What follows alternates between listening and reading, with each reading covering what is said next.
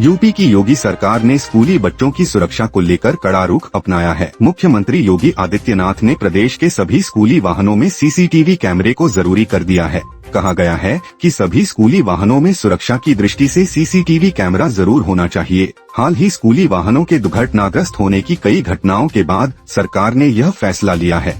मुख्यमंत्री के सख्त रुख के बाद शिक्षा विभाग ने सभी जिलों के अफसरों को निर्देश जारी करके स्कूली वाहनों में कैमरे लगवाने के निर्देश जारी किए हैं। शासन के निर्देशों के बाद जिलों में अधिकारियों ने इसकी कवायद शुरू कर दी है। सभी स्कूलों को इस बारे में जानकारी भेज दी गई है। इसके साथ ही स्कूली वाहनों के मालिकों को भी मानक पूरे रखने के निर्देश दिए गए हैं।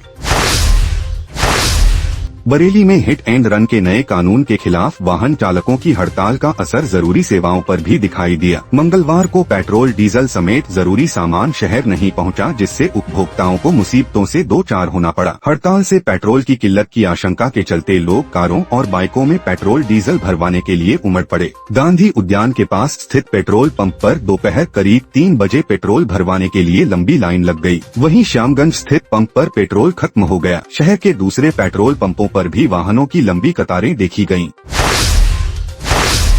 बरेली में डीएम रविंद्र कुमार ने मंगलवार को महिला कल्याण विभाग द्वारा संचालित मानसिक नारी निकेतन का निरीक्षण किया। डीएम ने यहां रह रही महिला संवासिनियों का हाल जाना, कंबल वितरित करके नए साल की शुभकामनाएं दी। डीएम ने यहां लगे सीसीटीवी कैमरों का निरीक्षण किया और अविकसित महिलाओं को भोजन, वस्त्र व स्वास्थ्य सेवाओं का समुचित लाभ दिलाने के निर्देश दिए। डीएम ने नारी निकेतन में साफ सफाई के साथ अन्य व्यवस्थाएं भी दुरुस्त रखने को कहा। बरेली में प्रदेश के मुख्य सचिव दुर्गाशंकर मिश्र और डीजीपी विजय कुमार अफसरों के साथ बैठक करेंगे। दोनों अफसर विशेष विमान से गुरुवार को बरेली आएंगे। यहां सांसद, विधायक और मंत्रियों के साथ बैठक के बाद डीजीपी और मुख्य सचिव पीलीभीत, बदायूं और शाहजहांपुर के अधिकारियों के साथ वीडियो कॉन्फ्रेंसिंग के जरिए कानून व्यवस्था की समीक्षा करेंगे। इसके बाद दोनों अधिकारी निर्माणाधीन परियोजनाओं का स्थलीय निरीक्षण भी करेंगे। हॉस्पिटल और थाने के भी औचक निरीक्षण की संभावना है। दौरे के बाद शाम को चीफ सेक्रेटरी और डीजीपी बरेली से लखनऊ को रवाना हो जाएंगे। बरेली में भी राम मंदिर में भगवान राम की प्राण प्रतिष्ठा की सूचना देने के लिए घर घर अक्षत निमंत्रण पहुंचना शुरू हो गया है। निमंत्रण में पूजित अक्षत, प्रभु राम का चित्र और पत्रक दिया जा रहा है। अभियान में लोगों से आग्रह किया जा रहा है कि 22 जनवरी को वे अपने अपने घरों और मंदिरों में रहकर श्री राम मंदिर प्राण प्रतिष्ठा के दिन भजन कीर्तन, हनुमान चालीसा आदि पाठ का आयोजन करें और दीपावली जैसा उत्सव मनाएं।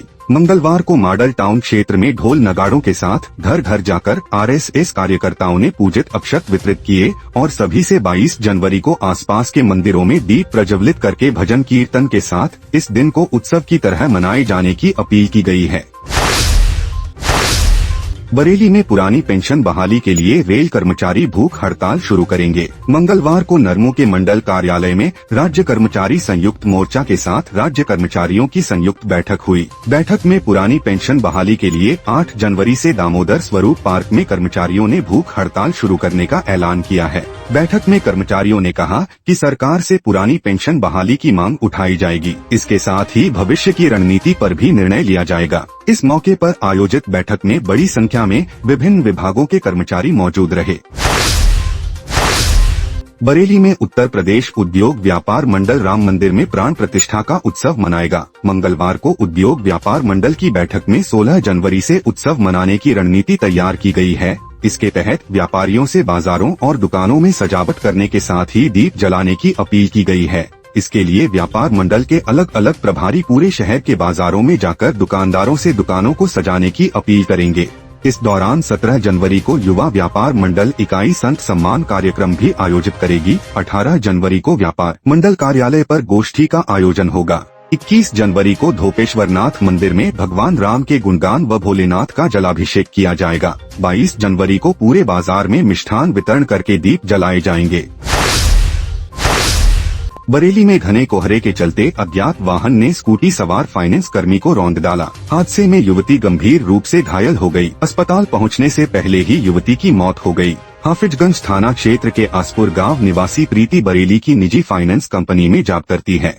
मंगलवार को बरेली जाते समय रिठौरा पेट्रोल पंप के पास अज्ञात वाहन ने उसकी स्कूटी में टक्कर मार दी। मौके पर पहुंची पुलिस ने युवती को नाजुक हालत में एम्बुलेंस से अस्पताल भेजा, लेकिन रास्ते में ही युवती ने दम तोड़ दिया। सीसीटीवी कैमरों की फुटेज के आधार पर पुलिस ने टक्कर मारने वाले वाहन की तलाश शुरू कर दी है।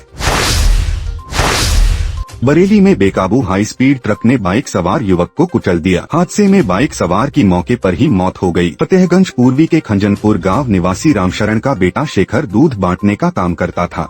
देर रात वह हाईवे पर दूध बांटकर लौट रहा था। रास्ते में बेकाबू हाई स्पीड ट्रक शेखर को रौंदता हुआ निकल गया। मौके पर पहुंची पुलिस ने युवक के परिजनों को हादसे की सूचना दी तो कोहराम मच गया। पुलिस टक्कर मारने वाले ट्रक चालक की तलाश में जुटी है।